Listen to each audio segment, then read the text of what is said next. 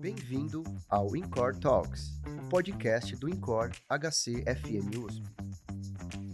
Olá a todos, bem-vindos ao Encore Talks. Eu sou o Fernando Juni e hoje eu tenho o prazer de ter comigo o professor José Eduardo Krieger, que é professor titular de Cardiopneumologia da Faculdade de Medicina da USP e diretor do Laboratório de Genética e Cardiologia Molecular. E hoje nós vamos conversar um pouquinho sobre a utilidade dos testes genéticos na prática clínica. Professor Krieger, muito obrigado por ter aceitado o nosso convite e já começo direto com uma pergunta. Muita gente acredita que os testes genéticos em cardiologia são úteis somente para a família. Isso é verdade ou existe alguma utilidade para o paciente também? Bom, primeiro é um prazer estar aqui com vocês e participando desse evento. Eu acho que esse é um ponto bastante legal que você está trazendo. De fato, as pessoas às vezes se perguntam isso. E a resposta é, pode ser mais o 1, pode ser mais o 2, e frequentemente são os dois lados que estão se beneficiando.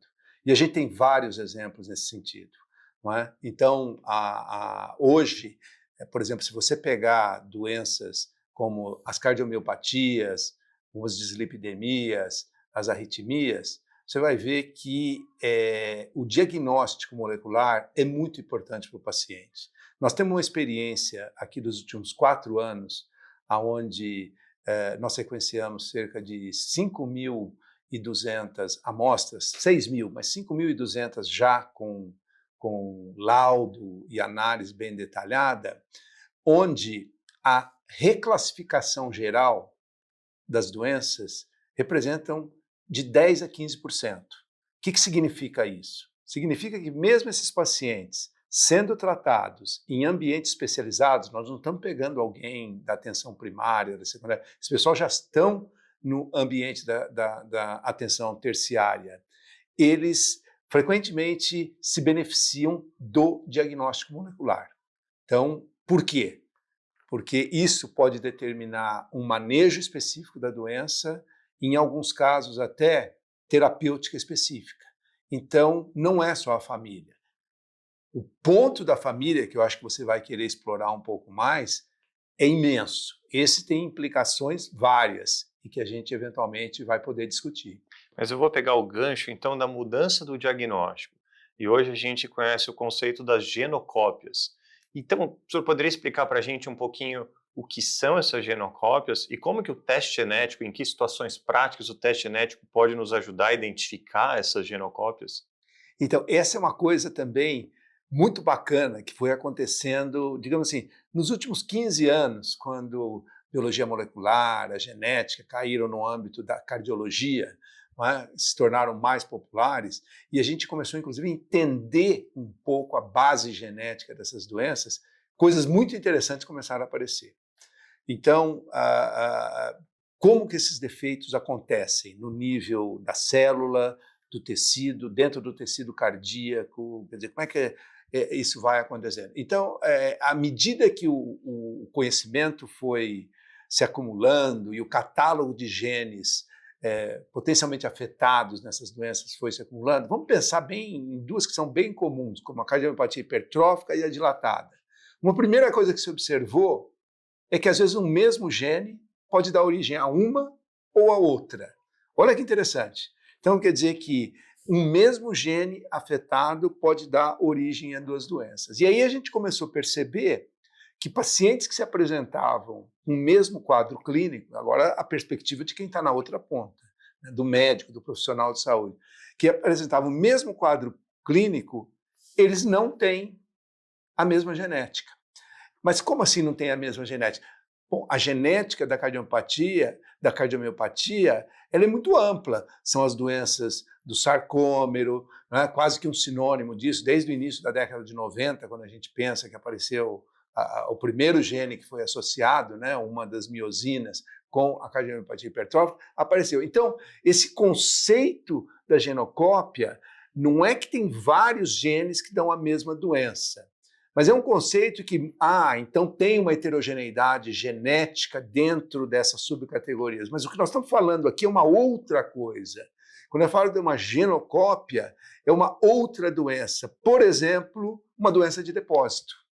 Então, agora a coisa... Então, não é que era a heterogeneidade da doença da cardiomiopatia hipertrófica. São doenças que têm uma apresentação, pelo menos num determinado momento, e vamos além, não é só uma apresentação clínica, às vezes uma apresentação até de exames laboratoriais, que é muito semelhante, e que depois a gente vai ver que trata-se de duas doenças. Esses são os casos mais marcantes. Então, por exemplo, no caso das cardiomiopatias hipertróficas, na nossa amostra, que representa talvez uns 20% do total desses quase 6 mil casos, a gente vê que 10% são genocópias.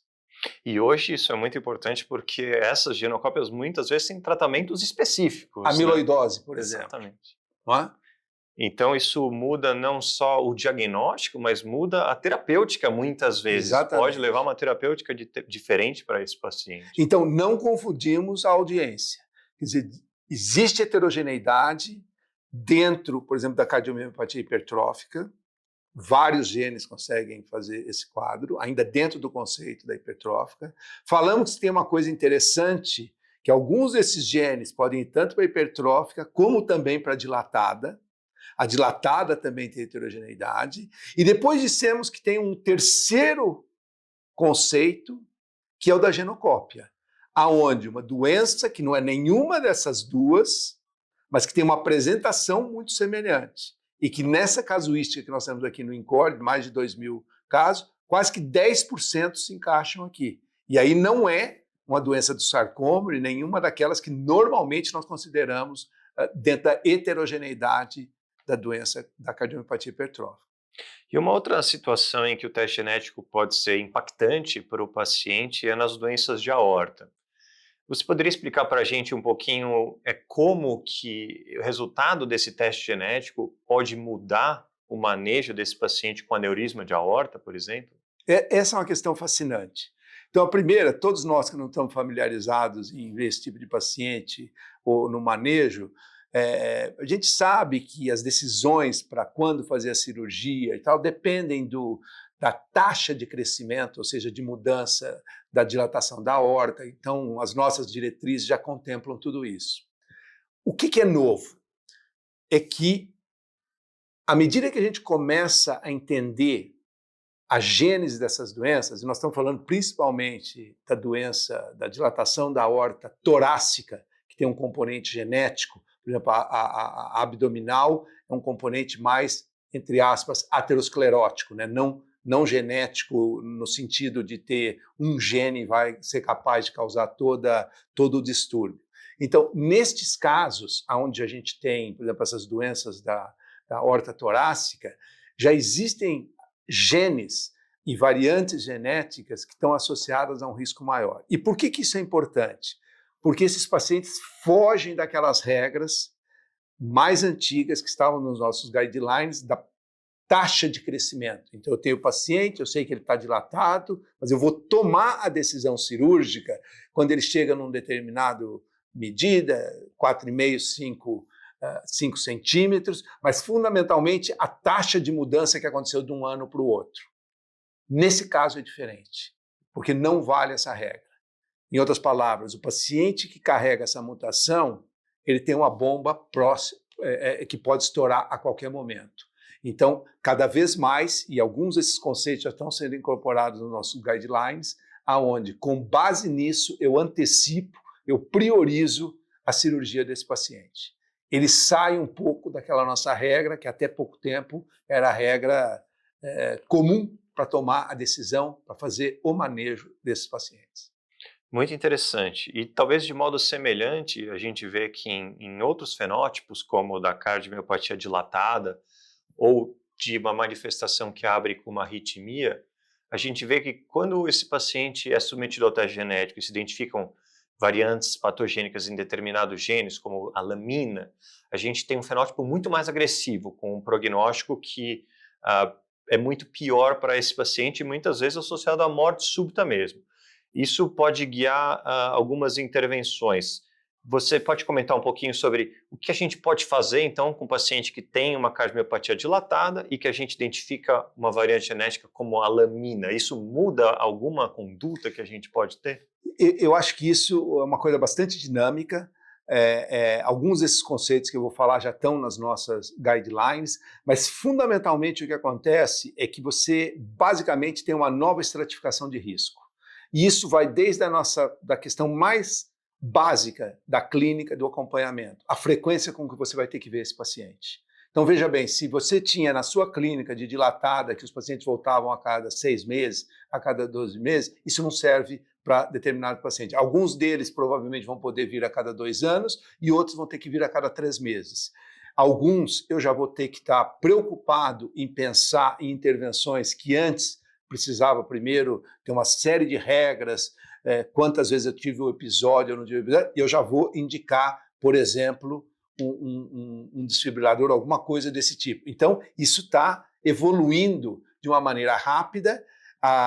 Esses conceitos, alguns deles já estão sendo consolidados nos guidelines, mas fundamentalmente é que nós temos mais um parâmetro para estratificar o risco dos nossos pacientes e, obviamente, que nessa estratificação vai desde a informação que vai dar para a sua secretária da frequência com que esse paciente tem que retornar, da verificação terapêutica, não basta só prescrever, quer dizer, nós vamos ter que ter cuidados maiores, novas formas de avaliar isso estão aparecendo também dentro da digitalização da medicina, não é? E, fundamentalmente, algumas decisões, inclusive, vão ser balizadas por isso. Então, eu acho que está se descortinando um ambiente totalmente novo e que a gente não pode só pensar naquilo. Não. Então, agora, o cirurgião vai indicar a cirurgia. Não, nós estamos falando de uma dilatada e que talvez o olhar vai ser bastante diferente do que o que a gente tem hoje. Muito interessante.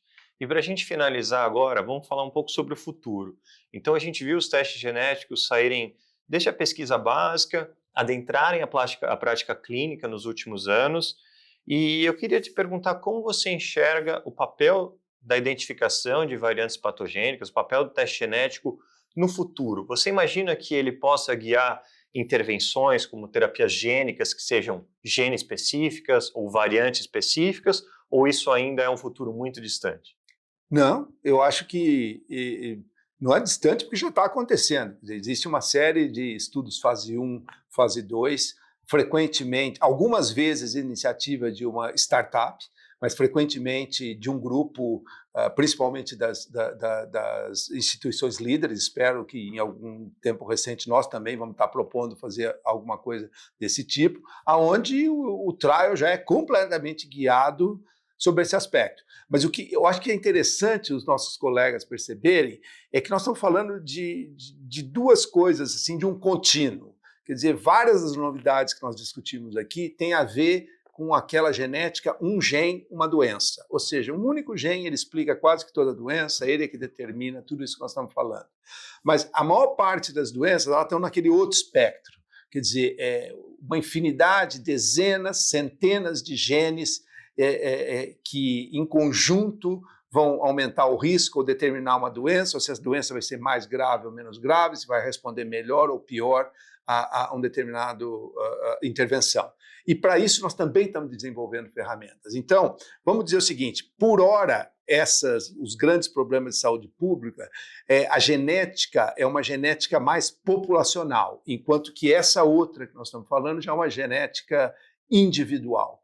Quer dizer, então, daqui a pouco, por exemplo, nós talvez consigamos, isso já está sendo feito em ambiente de pesquisa, ter um score de risco para indivíduos que têm risco de desenvolver doença arterial coronária e que pode ser feito na terceira, quarta década de vida, quando hoje os meus scores clínicos não são muito informativos. E, obviamente, que se esse indivíduo estiver já na sexta, sétima, oitava década, não porque lá os nossos scores de risco e o efeito tempo e o efeito influência das comorbidades e assim por diante, já é muito informativo e a gente consegue fazer estratificação de risco. Mas o que nós temos que pensar é aonde estão as ferramentas, e elas estão começando a aparecer para as doenças poligênicas, de eu poder ter, eventualmente, ferramentas que vão trazer essa possibilidade objetiva de estratificar risco para a terceira, quarta década, que é o que está faltando.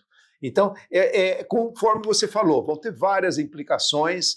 A própria indústria farmacêutica, no desenho de um trial clínico, como nós vamos validar doenças ou validar drogas, vai ser de uma forma diferente e certamente vai sofrer as influências dessas ômicas, né? Nós falamos de um capítulo, né, que foi a parte mais estrutural, mas em outros capítulos nós certamente vamos falar da parte mais funcional, as ômicas, proteômica, metabolômica e assim por diante, né? Então eu acho que é uma área em dinâmica e que nós precisamos estar conversando para poder todos estarem na mesma página.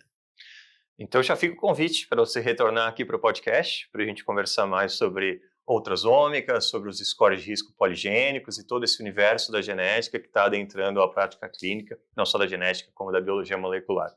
Muito obrigado a você que nos ouviu e até a próxima. Você ouviu mais um episódio do InCore Talks, o podcast do InCore HC FM USP.